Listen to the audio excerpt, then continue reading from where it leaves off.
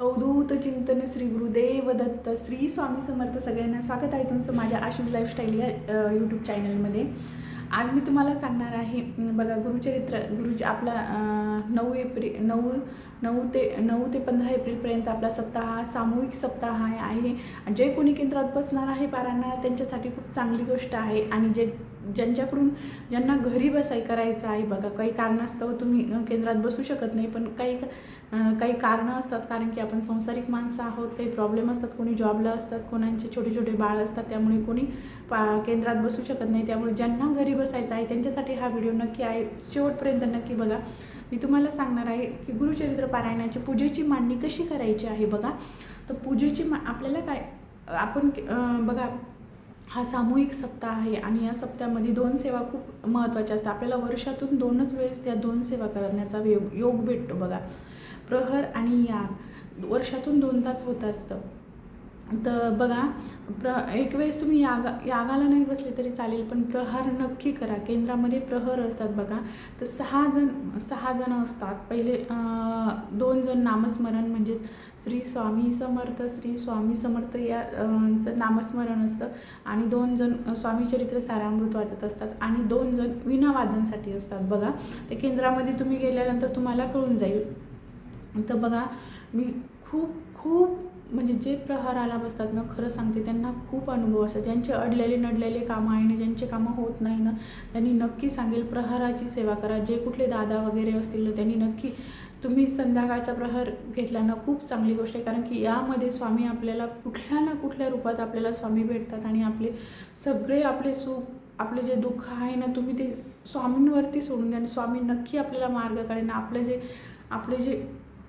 आपण जी प्लॅनिंग करतो ना, त्याच्यापेक्षा आपल्याला महाराज जे आपल्यासाठी प्लॅनिंग करताना ते खूप योग्य असतं। जे महाराज आपल्यासाठी जे योग्य आहे ना, ते आपल्याला महाराज देत असतात, कारण की आपल्याला माहीत नाही आपल्यासाठी काय योग्य आहे, पण महाराजांना नक्की माहिती असतं की आपल्यासाठी काय योग्य आहे, ते आपल्याला तेच देतात।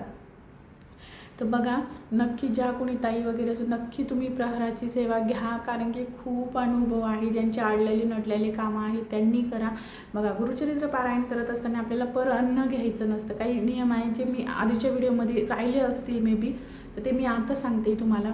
तर आपल्याला अन्न घ्यायचं नाही आहे। आपण सर्व प्रकारच्या पालेभाज्या खाऊ शकतो, फक्त भात खायचा नाही आपल्याला।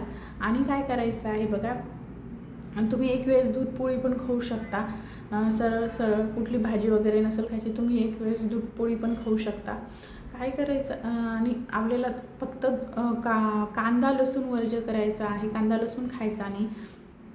आणि हातामध्ये आपल्या एक का होईना काचेची बांगडी पाहिजे बघा। तुम्ही कुठल्याही कलरची घाला, फक्त काळं वस्त्र घालायचं नाही, काळ्या कुठल्या गोष्टी घालायच्या नाही। क्लिप पण काळ्या लावायच्या नाही केसांना। काही खूप लावतात बायका, पण नाही लावायची।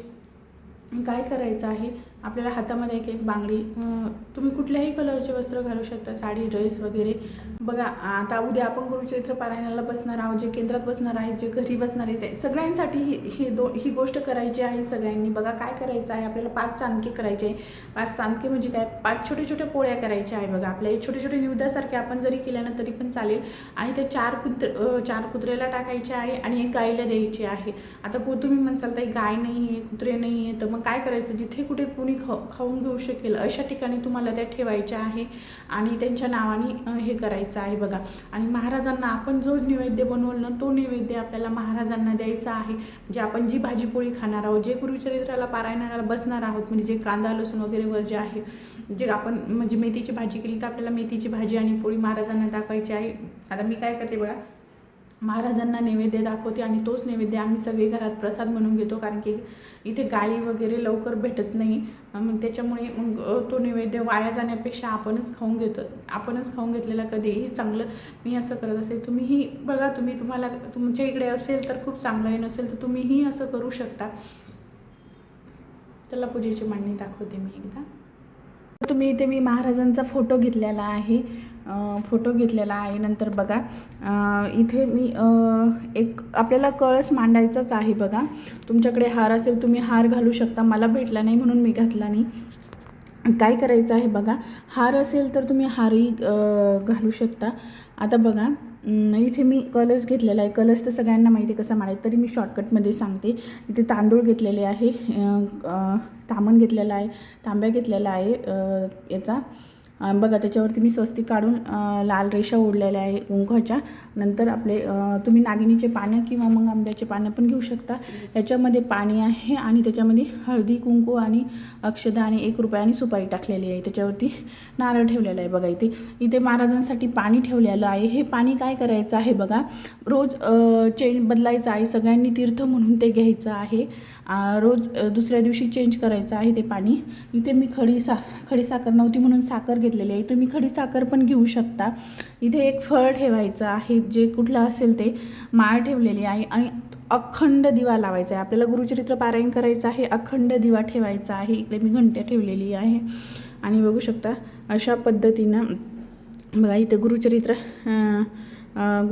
आपला ग्रंथ आहे आणि इथे आपलं ते वाचल्यानंतर आपल्याला संध्याकाळी विष्णू सहस्त्रनाम घ्यावं लागतं. त्याच्यासाठी इथे हे पुस्तक ठेवलेलं आहे. बघा विष्णू सहस्त्रनाम अशा पद्धतीने तुम्ही रोज बघू शकता. तुम्ही अशी सिंपल आणि साधी पूजा मांडलेली आहे. ज्यांच्याकडे मूर्ती असेल ते मूर्ती ठेवू शकता. तुम्ही मूर्ती नसेल तर तुमच्याकडे तुम्ही हे पण करू शकता. मूर्ती जर नसेल ना तर तुम्ही फोटो ठेवू शकता, छोटा मोठा तुमच्याकडे जेवढा असेल तेवढा. माझ्याकडे मोठा फोटो होता, मग मी मोठा ठेवला आहे. तुमच्याकडे छोटा असेल तर छोटाही चालेल. स्वामींचा ठेवा, दत्त महाराजांचा ठेवा, कुठलाही ठेवला तरी चालेल. अशा पद्धतीने बघा अशी मांडणी केलेली आहे. खूप सिंपल आणि साधी आहे. व्हिडिओ आवडल्यास व्हिडिओला लाईक, शेअर, सबस्क्राईब नक्की करा. तोपर्यंत सगळ्यांना श्री स्वामी समर्थ. भेटूया अशाच एका नवीन व्हिडिओमध्ये.